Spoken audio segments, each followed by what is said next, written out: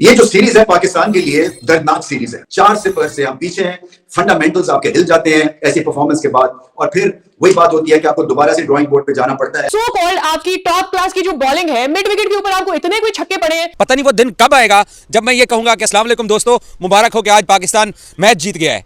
ये जुमला कहे हुए पता नहीं कुछ 3 महीने हो गए हैं, पता नहीं 2.5 महीने हो गए हैं, मैंने ये बात नहीं की है। क्या रिकॉर्ड क्रिएट कर रहे हैं, क्या शानदार परफॉर्मेंसेस दे रहे हैं, वाह वाह वाह वाह वाह वाह।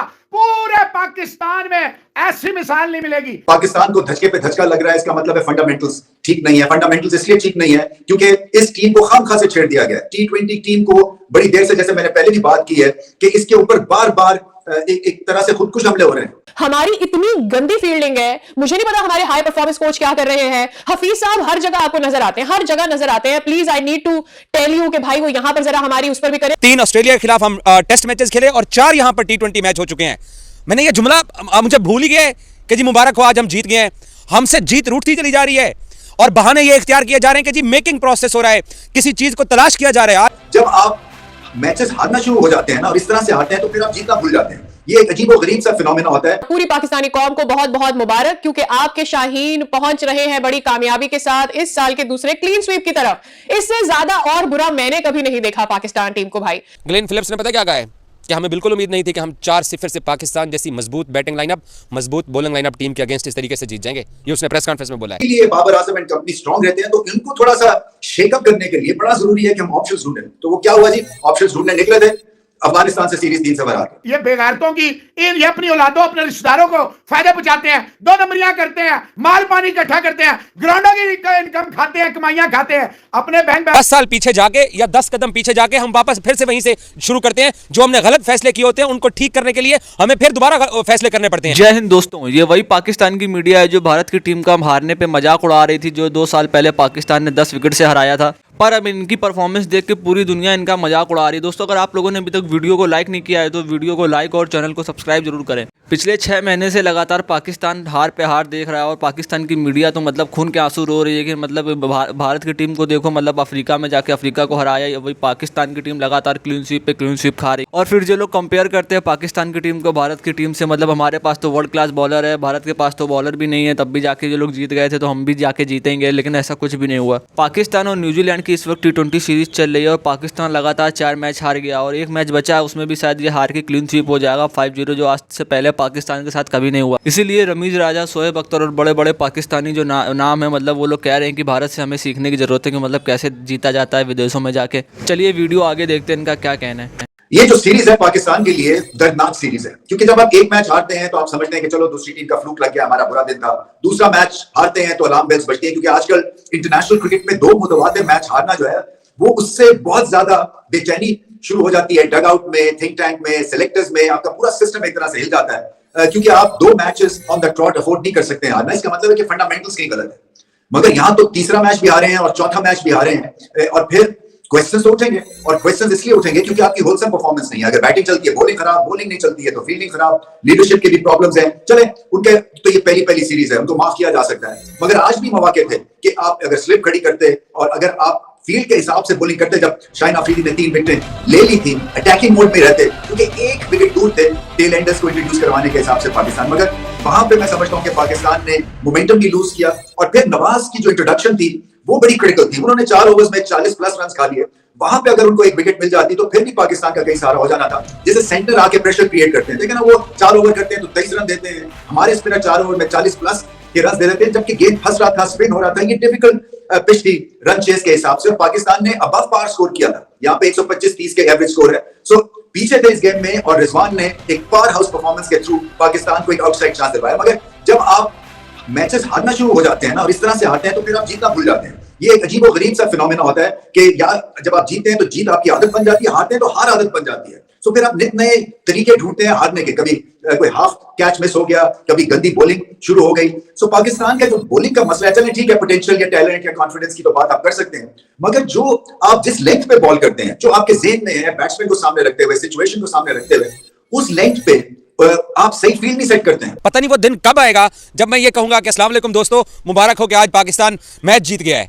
ये जुमला कहे हुए पता नहीं कुछ 3 महीने हो गए हैं, पता नहीं 2.5 महीने हो गए हैं, मैंने ये बात नहीं की है। आखिरी मर्तबा मुझे याद है कि मैंने ये जो वर्ड है कि मुबारक हो पाकिस्तान जीत गया है, वो भी न्यूजीलैंड के खिलाफ बेंगलोर में वर्ल्ड कप का जो मैच था, पाकिस्तान ने 200 रन किए थे, बारिश के बायस पाकिस्तान जीता था। उसके बाद इंग्लैंड के खिलाफ कोलकाता में आखिरी मैच खेले, 3 ऑस्ट्रेलिया के खिलाफ हम टेस्ट मैचेस खेले और 4 यहां पर T20 मैच हो चुके हैं। मैंने ये जुमला मुझे भूल ही गया है कि जी मुबारक हो आज हम जीत गए हैं। हमसे जीत रूठती चली जा रही है और बहाने ये इख्तियार किए जा रहे हैं कि जी मेकिंग प्रोसेस हो रहा है, किसी चीज को तलाश किया जा रहा है। आज मोहम्मद रिजवान को प्रेस कॉन्फ्रेंस के अंदर भेजा गया टीम इंतजामिया की तरफ से। रिजवान ने पहले तो इस बात का एतराफ किया कि बाबर और उनकी ओपनिंग जोड़ी तोड़ने का पाकिस्तान को नुकसान हुआ है, क्योंकि लगातार आप 4 मैचेस हार गए हो, क्या फायदा हुआ है उस जोड़ी को तोड़ने का। और दूसरा, रिजवान ने यह कहा कि जिस प्रोसेस के अंदर, क्योंकि वो नायब कप्तान है, वो टीम मैनेजमेंट का हिस्सा है, वो थिंक टैंक का हिस्सा है, तो उसने अपनी टीम को डिफेंड तो करना था। रिजवान ये कहते हैं कि जिस प्रोसेस को हम देख रहे हैं, जिस चीज की हम तलाश कर रहे हैं, जो हम कॉम्बिनेशन वर्ल्ड कप से पहले चेक कर रहे हैं, उसमें हम ठीक जा रहे हैं। लेकिन साथ ये भी कहते हैं कि उनको हार का दुख होता है। पाकिस्तान क्रिकेट टीम का बुनियादी मसला अभी तक किसी को नहीं पता चल सका है, कम से कम मुझे नहीं पता चल सका है। यहां पे जो आज मैच हुआ है, न्यूजीलैंड ने टॉस जीता और उन्होंने कहा कि भाई हम पहले 3 मैचेस पहले बैटिंग करके 200 का फट्टा लगा चुके हैं आपके सामने, तो आओ आप लगा लो। इस कंडीशन के अंदर उन्होंने पाकिस्तान को फिलिप्स ने प्रेस कॉन्फ्रेंस करके कहा कि ये बैटिंग के लिए एक पैराडाइज विकेट थी जिसके ऊपर आज मैच हुआ है। तो पाकिस्तान को उन्होंने कहा कि जी आइए आप बैटिंग कीजिए। माशाल्लाह साइम अयूब साहब, जो हमने ओपनिंग पेयर बाबर और रिजवान का तोड़ के जो तजर्बा हमने किया था, एक तो पता नहीं हमारी कौम की बदकिस्मती है, हमने जो भी तजर्बा करते हैं, जो भी हाइब्रिड तजर्बा करते हैं, वो हमारा नाकाम होता है और हमारे गले में पड़ता है। और हम 10 साल पीछे जाके या 10 कदम पीछे जाके हम वापस फिर से वहीं से शुरू करते हैं। जो हमने गलत फैसले किए होते हैं उनको ठीक करने के लिए हमें फिर दोबारा फैसले करने पड़ते हैं। तो सैम अयूब साहब आज नाकाम हो गए। ये लगातार चौथा मैच है कि रिजवान और सैम अयूब ओपनिंग करने आते हैं।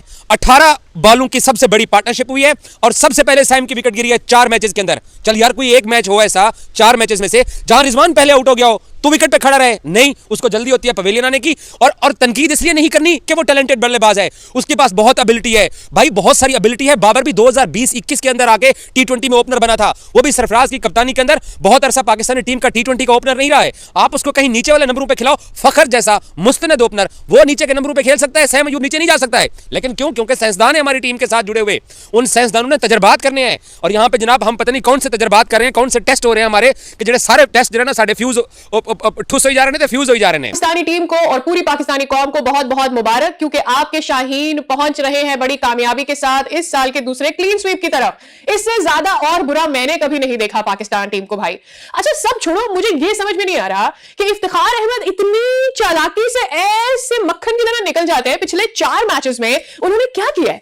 यानी 10 के एवरेज से भी नहीं खेले, 39 रन टोटल अभी तक बनाए उन्होंने। आपके मिडिल ऑर्डर के स्पेशलिस्ट है वो, लेकिन परफॉर्मेंस करके नहीं दे रहे। हमको पागल है जो हर वक्त बैठे रहते हैं, बाबर आजम और रिजवान के ऊपर तनकीद होती रहती है, लेकिन उनको तो कोई देख ही नहीं रहा कि वो किस तरफ जा रहे हैं, क्या कर रहे हैं। आज सर उसको खिला लिया था आपने साहबजादा फरहान को, तो भाई वो आपका ओपनिंग बैटर है, आप उसको कहां नीचे लोअर मिडिल में लोअर ऑर्डर के अंदर जाके खिला रहे हैं उसको आजम की जगह पर। मुझे समझ, जो मिडिल ऑर्डर के हैं वो अपर ऑर्डर में खेल रहे हैं, जो अपर ऑर्डर के हैं वो मिडिल ऑर्डर में खेल रहे हैं। नो डाउट कि रिजवान ने आज बहुत अच्छा खेला है, but everybody is yelling and shouting कि भाई रिजवान को लेकर आओ नीचे और आप ऊपर लेकर जाएं फखर जमान को, लेकिन फखर जमान को कोई नहीं ऊपर लेकर जा रहा। हम सबको पता है कि वो आपका ओपनर है। आपने 4 ओपनर बल्लेबाज रखे हुए हैं, उनको आप कहां खिलाएंगे, मेरी समझ में नहीं आ रहा। अब है ही नहीं वो मिडिल ऑर्डर के बैटर्स। और फिर सो कॉल्ड आपकी टॉप क्लास की जो बॉलिंग है, मिड विकेट के ऊपर आपको इतने कोई छक्के पड़े हैं। नवाज की गेंदें मुझे समझ में नहीं आती, एक तो वो एक्सपेंसिव इतना है, ऊपर से वो आपको विकेट लेकर नहीं दे रहा होता। और आई एम नॉट श्योर कि अगर आपने इफ्तिखार को रखा ही हुआ है तो why are you not testing him? भाई 1 ओवर करा लो उससे। अगर नवाज पिट रहा है, पूरे 20 ओवर करवानी है तो जरूरी थोड़ी है कि उसमें 4 के 4 ओवर आपको नवाज कराएगा, बेशक वो जितना भी पिट रहा हो। उसकी गेंद स्पिन ही नहीं हो पा रही है, छक्के पे छक्का पड़ रहा है। जो कवर अप किया था पावर प्ले में, 3 विकेटें जो हासिल की थी शाहीन शाह अफरीदी ने, उन सब चीजों देखा दोस्तों, हर पाकिस्तानी यही कह रहा है कि हमें भारत से सीखने की जरूरत है कि मतलब भारत कैसे जाके विदेशों में जाके जीत जाता है। और पाकिस्तान की लगातार हार पे हार देख के पाकिस्तान के चेयरमैन जाका अशरफ ने भी रिजाइन कर दिया। पाकिस्तान का पिछले 6 महीने में अब 4था या 5वां चेयरमैन आएगा। दोस्तों अगर वीडियो अच्छी लगी हो तो वीडियो को लाइक और चैनल को सब्सक्राइब जरूर करें।